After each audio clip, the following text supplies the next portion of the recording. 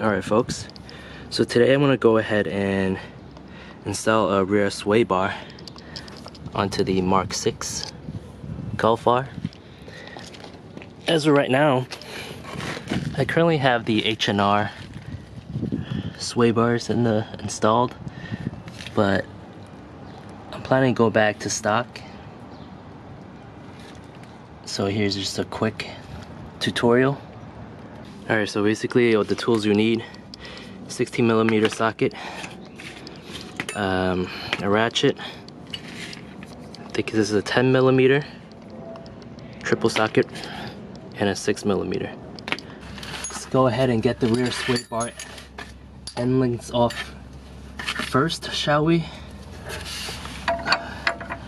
16mm socket wrench.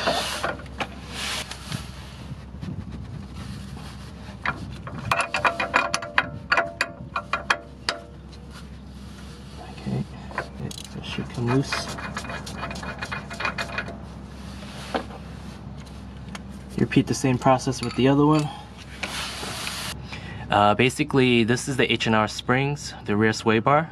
I opted to go for the more stiffer setting, so I ended up hooking it up to the inner ring right here.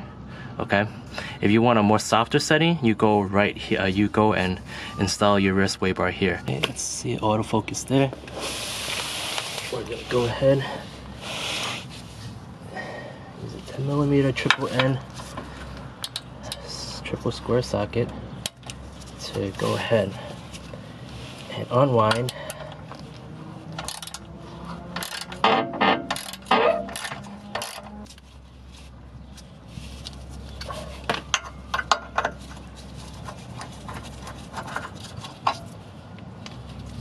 Alright, so after everything is done, I'm going to go ahead and kind of maneuver this out.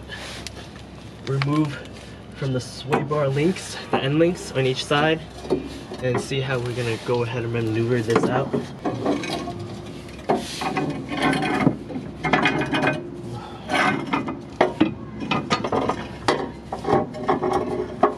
Alright guys, so this is the stock one, and on top of this is the H&R.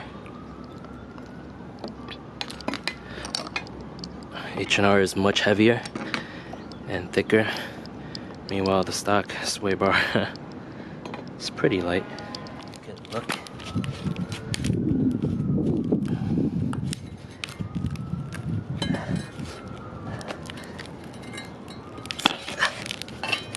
Not the easiest thing in the world.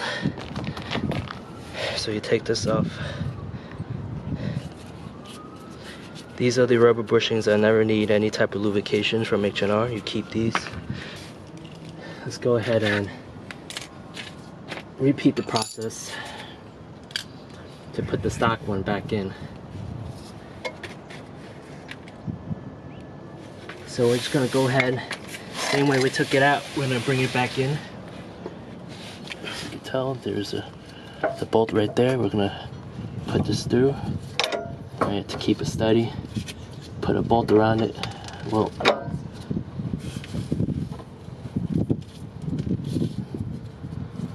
put a bolt around it.